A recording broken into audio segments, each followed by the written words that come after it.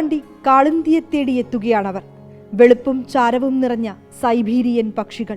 ശൈത്യകാലമെത്തിയാൽ ഡൽഹി യമുനാഘട്ടിങ്ങനെ പക്ഷികളുടെ പറുദീസയായി മാറും. മഞ്ഞുപാളികൾക്കിടയിലൂടെ എത്തുന്ന നേർത്ത സൂര്യപ്രകാശം. ശാന്തമായി ഒഴുകുന്ന യമുനാ തീരത്ത് ചിറകടിച്ചെത്തുന്ന പക്ഷികൾ തണുത്തുറഞ്ഞ ജലപ്പരപ്പിന് മുകളിലൂടെ ഒന്നിച്ചു നീങ്ങും.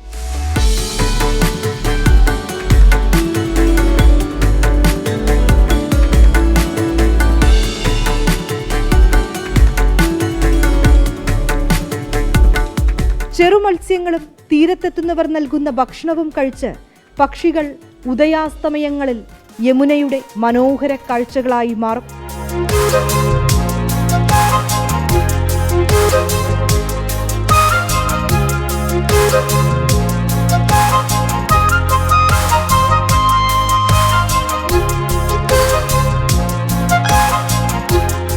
यहाँ पे आते हैं सुबह 5 बजे से 10 बजे तक, शाम तक मतलब आते ही रहते हैं. ये आती है दिवाली से पहले और होली के बाद चली जाती है. പല നിറങ്ങളിലുള്ള ചെറുവള്ളങ്ങളിൽ യമുനാ ഘാട്ടിലൂടെ യാത്ര നടത്തി പക്ഷികളെ അടുത്തു കാണാം. 3 മാസക്കാലം യമുനയുടെ ആതിഥേയത്വം സ്വീകരിച്ച് പക്ഷികൾ മടങ്ങും. പിന്നീട് അടുത്ത ശൈത്യകാലം വരെ പക്ഷികളെ കാളിന്തി കാത്തിരിക്കും.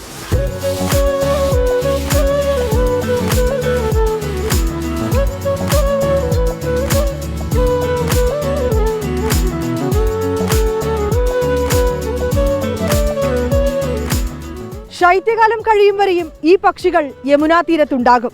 മഞ്ഞുറഞ്ഞ യമുനയുടെ തീരങ്ങളിൽ ഇവർ മനോഹരമായ കാഴ്ചകൾ ഒരുക്കും. യമുനാ തീരത്ത് നിന്ന് ക്യാമറാമാൻ ജോഗേഷ് സിംഗിനൊപ്പം വിനീത VG 24.